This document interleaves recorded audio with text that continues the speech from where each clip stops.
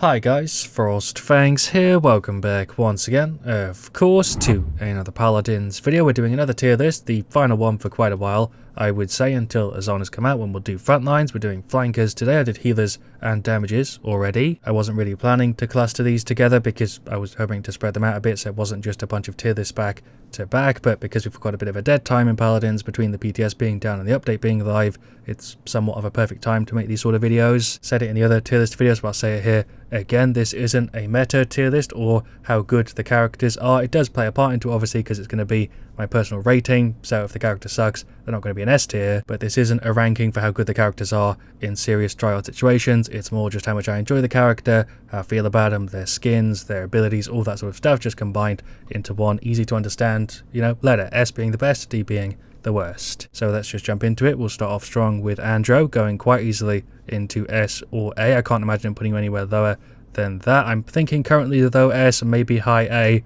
We'll see after I fiddle around with the list a little bit at the end, but right now Andro's really high up there. Don't feel like I even really need to explain why Andro is so high on the list. He's kind of the perfect example of a flanker. I do kind of miss old Andro a little bit with the spammable revolver, but right now he feels pretty good. The dashes, the air drift, everything he's got going for him, I kind of like. So I'm going to leave it at that for Andro. I feel like if you've been playing Paladins for long enough, you'll understand this rating. He's just a classic all-time top-notch flanker. Moving on to Buck, I'm going to put him in B. I do like quite a few parts about him, which is why he's going into quite high B, I would say. His ultimate is the part that I really don't like. It feels very, very jank. I don't like his ultimate at all. I know some of you guys love it out there, but for me, I know at least a few other people as well, it doesn't feel great. Aside from the ultimate though, I love the F and the playstyle around it. Same thing with the Q and then the net. He plays quite a bit different from the other flankers. He looks different in game. He's a very bulky character, quite tanky compared to some of the others here, and because of how unique he is in a few different weird ways and some of the bits about him that I don't like and do like, he's going to go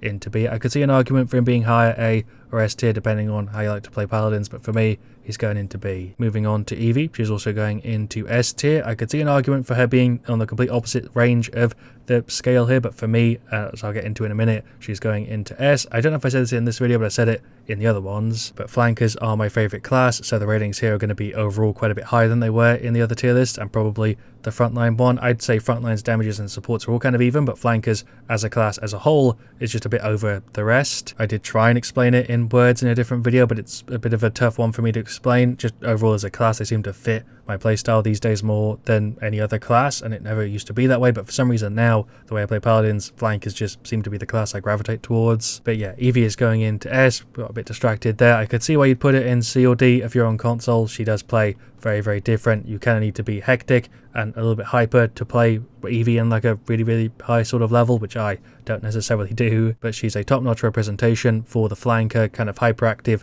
class. If you're really, really good with her, she's just incredibly goddamn strong and a pain in the ass to go against. Obviously a few other characters come kind of close, and Evie shares quite a few things in common with other characters. Her kit is relatively simple, but it's just the way that you can use her kit that really shows how she can excel. I think she's got an incredibly high skill ceiling, somewhat similar to Andro, but in a different way. So they're both going into S tier. I'm hoping I cut that into something that made sense, because I was talking about Evie there for like 15 minutes and I could go on forever. Moving on to Koga, he's going into A tier. If you'd have asked me a year ago or two, he'd probably be an S, but right now he's an A. Even though I barely use the claws when I pick him up, I find them to be a very interesting part of his kit. I prefer the SMGs, but the claws are also really cool. I think Koga as a total package character is pretty damn, top notch, which is why I'm putting him in A. There's a few reasons why I'm not putting him in S, and I feel like with flankers it's easier for me to say what I don't like rather than what I like compared to the other two tier lists we've made already. But his ultimate I don't really like all that much, although sometimes it can feel really, really good to use, and his wall running is very, very jank. He is quite a bit weaker than he once was. His claws specifically don't feel that good to use. The dash setup was a fun thing when it existed. Go back and check the channel for an old video on that if you want to see what I'm talking about, but you used to be able to just dash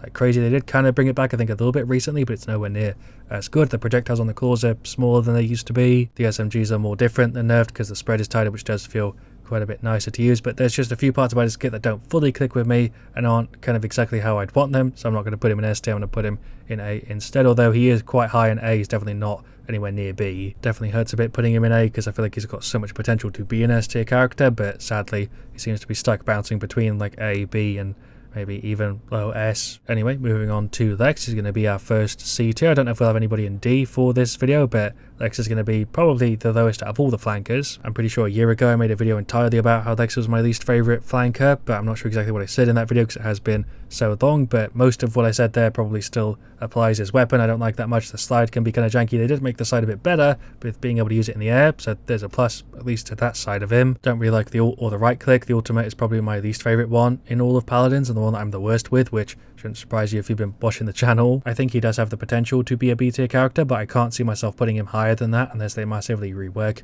his kit, just because he doesn't really have the movement there, which is something I look for in characters, especially flankers, as you can kind of see in this list, and the other ones. More movement usually gets you a bit of a higher rank. Obviously it's not the only thing that I'm rating these characters on, but it does seem to make a pretty big difference with my ratings for characters and how much I enjoy playing them. But yeah, Lex is going into C. I could see an argument for him being high depending on how you like to play the game, but for me, I just can't put him any higher than that at the moment. Like I said, this video is probably going to be overall more negative, even though I'm rating the characters overall higher, because it's easier to pick up what I dislike about them compared to the obvious things that I do like about them. But moving on to Maeve, she's going to go into B. I don't know if I could give her A, but I think high B, probably above back. Now that I think about it, Maeve is a very tough character for me to place. I do like quite a few of her playstyles. The F feels fine. The right click, actually, with the reset, dashing around a ton, I do like quite a bit. For whatever reason, I was forgetting about the whole Street Justice Execute Maeve playstyle, so for that, yeah, I'm going to put her into A. I think that's a pretty solid spot for her to be. Moving on to Mojo, another really tough character for me to place. I think at her peak, when she was at her best, she would have been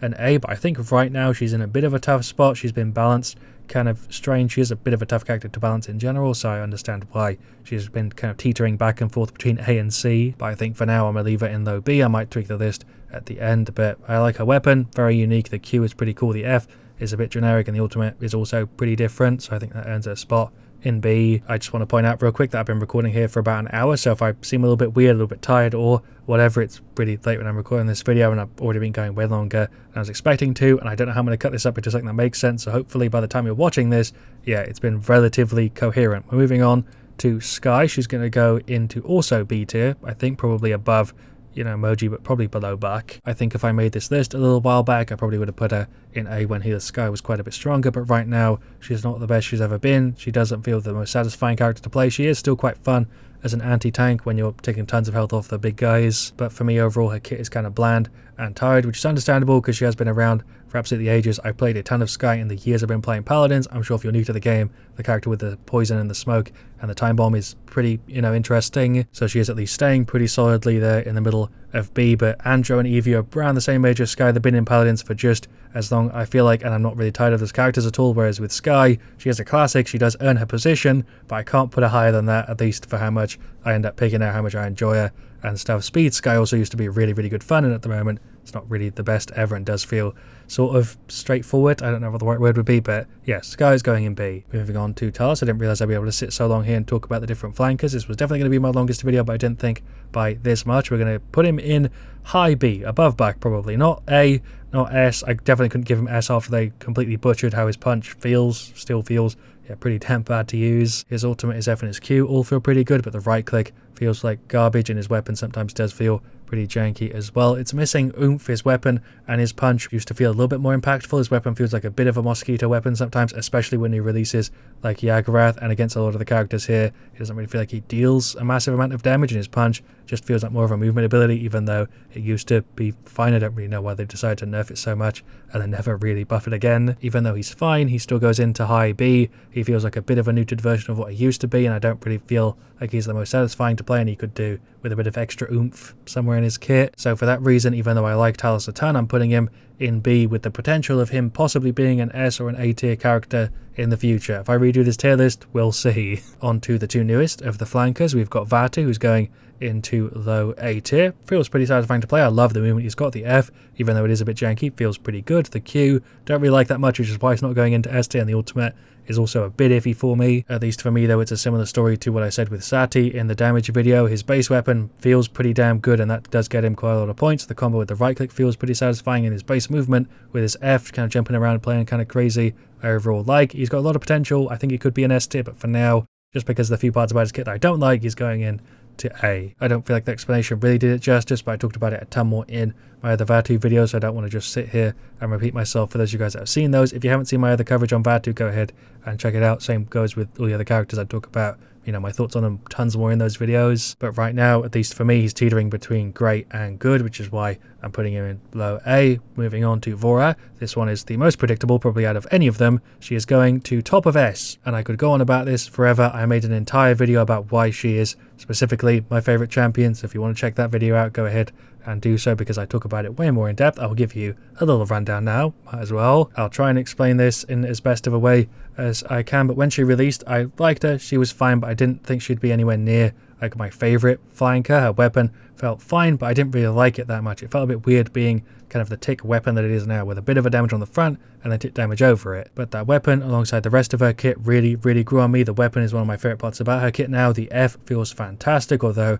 without the 2 charges can feel a bit lackluster. The right click is still kind of janky, but I like it quite a bit, as well as the ultimate, even though that's been nerfed a bit recently. Her kit overall is really fun to use. She is kind of the queen of sustain. She feels like lifesteal the character in a way. Saying all of that though, she definitely isn't perfect. Like I just said, the right click and the ultimate are a little bit janky. Her cards and her talents could be a little bit better. The tendril one is fine, giving you the 2 charges, but the other 2 don't really like all that much. And with her kit, you don't really have too much space to experiment cards wise, because she's got some specific really good ones and a lot of very iffy ones. Even then, she's my favorite character. Even though the way I play her is very specific without very much customization, she still earns that S tier spot, because that way to play her is so goddamn good and just so satisfying to use and just genuinely really fun. I talk about it more in the other video. She's S tier. Not only is she S tier though, she's also my favorite character with potential to be even better. I really hope they do some stuff with the parts about her kit that I don't like, which I talked about a ton even just now. So we'll see in the future. Maybe she'll get her own class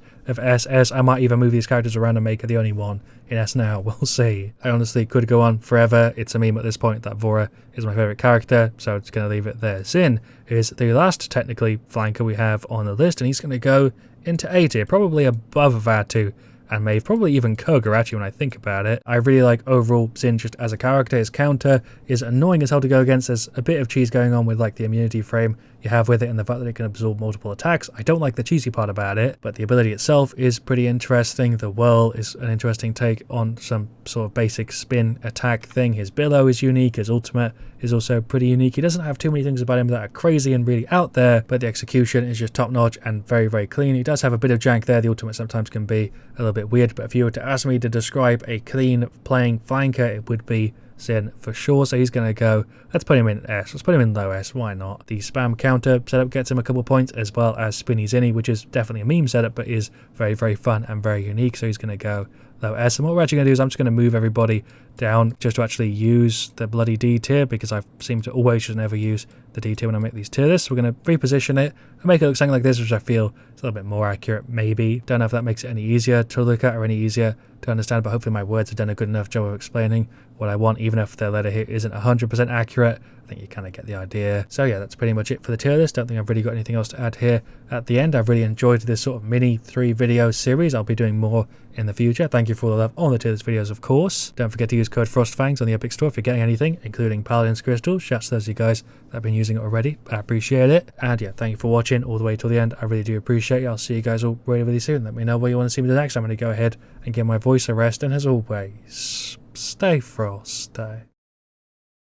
Also, post video note, Flank Nando isn't really an S tier, just did it for the meme. He's actually not that good as a flanker or as a damage at the moment, with the fireball and stuff being the way that it is. He could be S tier if they did a few changes. But yeah, RIP Flank Nando. Thank you for staying all the way to the end though, right, even for the second outro, which I don't usually do. I'll see you guys all really soon. Have a good one. ×2, stay frosty, you know, all that sort of stuff.